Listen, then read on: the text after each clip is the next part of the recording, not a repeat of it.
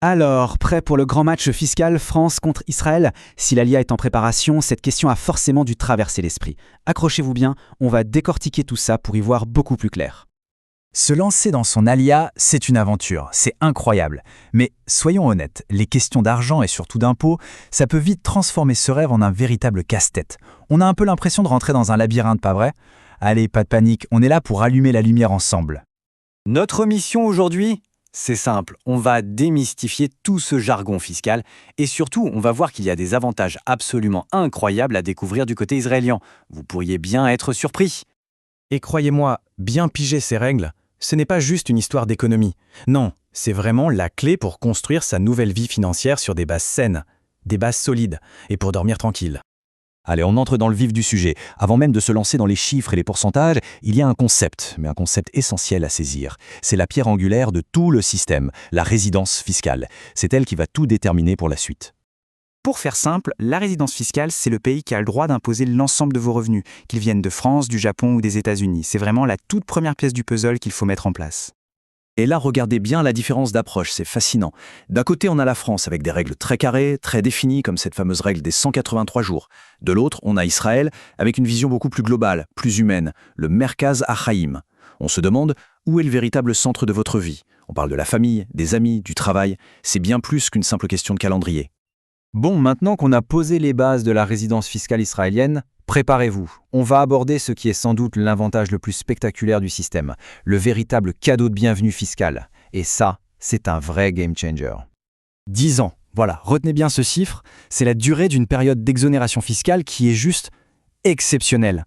Elle est réservée aux nouveaux immigrants, les fameuses Olim Hadashim, 10 années qui peuvent complètement redéfinir une stratégie patrimoniale.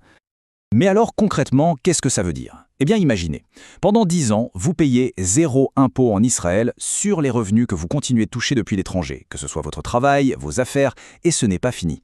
Vos revenus passifs, on parle des loyers d'un appart en France, de dividendes, d'intérêts, eux aussi sont totalement exonérés. C'est tout simplement énorme. Voilà, cette phrase résume tout parfaitement. On parle d'un avantage considérable, et c'est un euphémisme. En France, en tant que résident, on est taxé sur ses revenus mondiaux, point. En Israël, en tant que nouvel immigrant, on a ce bouclier fiscal de 10 ans sur tout ce qui vient de l'extérieur. La différence est juste colossale.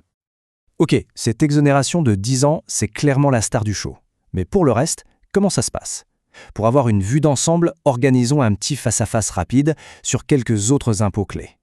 À première vue, on pourrait se dire « Oula, les taux en Israël ont l'air plus élevés ». Mais attention, il ne faut pas tomber dans le piège. Pour un nouvel immigrant, ce tableau est trompeur. Pourquoi? Parce que pendant 10 ans, tous les revenus étrangers ne rentrent même pas dans ce calcul. En pratique, ce barème ne va s'appliquer qu'aux revenus qui sont générés en Israël. Ici, un petit détail, mais qui fait une différence au quotidien, la TVA. On est à 17% en Israël contre 20% en France. C'est un petit bonus sympa sur chaque achat, chaque service. Et à la fin de l'année, ça finit par compter. Attention, là on touche à une des différences les plus radicales. En France, on connaît bien l'impôt sur la fortune immobilière, l'IFI, et les droits de succession qui peuvent être très très lourds. Et en Israël, c'est simple, ça n'existe pas. Zéro, néant. Pour la planification et la transmission de son patrimoine, c'est une véritable révolution. La grande angoisse, la question que tout le monde se pose, est-ce que je vais payer mes impôts 2 fois? La réponse, et heureusement, est un grand non. Il y a un bouclier qui a été mis en place pour éviter ce cauchemar fiscal. Et ce bouclier, c'est la convention fiscale qui lie la France et Israël. Elle fonctionne en 3 étapes très logiques. D'abord, on détermine quel pays a la priorité pour taxer un revenu. Ensuite, un mécanisme de crédit d'impôt s'applique. Et le résultat, c'est qu'on ne paie jamais 2 fois. C'est simple, c'est efficace et c'est rassurant. C'est le moment de synthétiser. Si on ne devait retenir que l'essentiel de ce match fiscal pour bien préparer son alia, voici les points absolument clés. Le package gagnant est donc incroyablement attractif. On a 10 ans de vacances fiscales sur les revenus étrangers, la disparition totale de l'impôt sur la fortune et sur les successions, et une TVA un peu plus douce au quotidien. C'est un environnement fiscal qui est clairement conçu pour bien accueillir les nouveaux arrivants. Et tout ça, ça nous amène à la question la plus importante finalement.